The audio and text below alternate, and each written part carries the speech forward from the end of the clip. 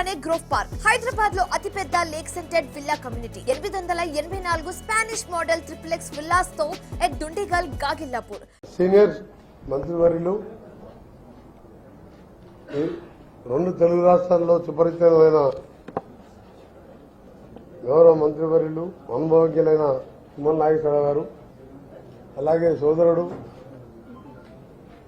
అతి తక్కువ సమయంలోనే ఎంపీగా ఇప్పుడు ఎమ్మెల్యేగా రెవెన్యూ శాఖ, హౌసింగ్ మరియు ఐఎల్పిఆర్ శాఖ మంత్రిగా ప్రజలతో సన్నిహిత సంబంధాలు ఉన్న పొంగిరెడ్డి శ్రీనివాసరెడ్డి గారు, అలాగే మా సహకారి డిప్యూటీ సీఎం గారు ఈరోజు ఢిల్లీ ప్రోగ్రాంలో రాలేకపోయారు. మొదటి సమావేశం ప్రజాపాలన మీద ఇప్పుడే ఆఫీసర్లతో ఒక అవగాహన సదస్సులాగా పెట్టుకున్నాం.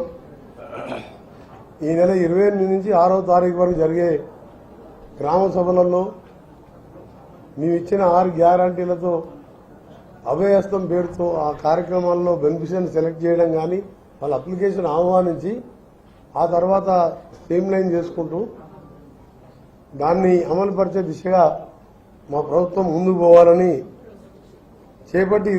అధికారంలో చేపట్టి 20 రోజులు కాకముందే మీకు తెలుసు 2 రోజుల్లోనే 2 కార్యక్రమాలు బహుశా దేశ చరిత్రలో ఏ ప్రభుత్వం కూడా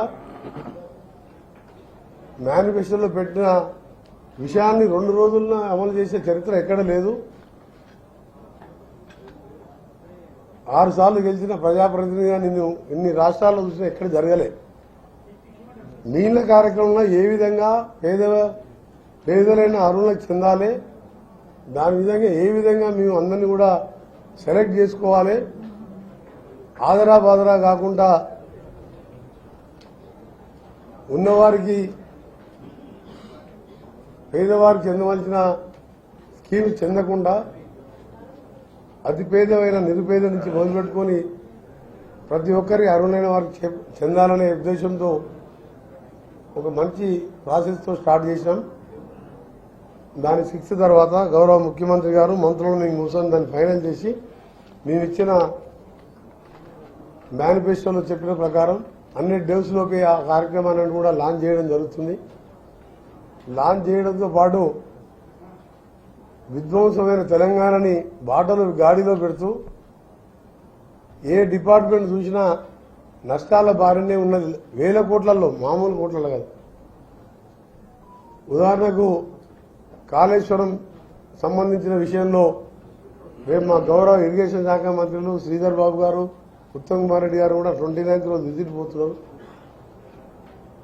మేఘాల మీద నేనే డిజైన్ చేసినా, నేనే చీఫ్ ఇంజనీర్ అని చెప్పి ప్రాజెక్టు కట్టి 1,70,000 కోట్ల అప్పు చేసి ఒక్క కొత్త ఎకరాన్ని కూడా ఆయకట్టు ఇవ్వకుండా 10 గండిపేటలంతా ఉండే మల్లన్న సాగర్ నిర్మించి, కొండపోచమ్మ నిర్మించి తన ఫామ్ హౌస్ తప్ప ఒక కొత్త ఎకరానికి ఆయకట్టు ఇయ్యలేదు. ఇది వాస్తవం. మీరు దాని మీద వాళ్ళు ఎన్ని చెప్పినా మీరు పత్రికా విలేకరులు, మేధావులు, సీనియర్స్ మీరు పోయి ఒకసారి చూసుకోవచ్చు. నిన్న మననే 6 నెలల ముందు నిజాం సాగర్ కూడా నింపుతానికి లిఫ్ట్కు టెండర్లు పిలిచింది తప్ప 400 ఎకరాల ఫామ్ హౌస్ తప్ప ఎక్కడ కాలువలు తీయలే. అది వాస్తవమైన మాట.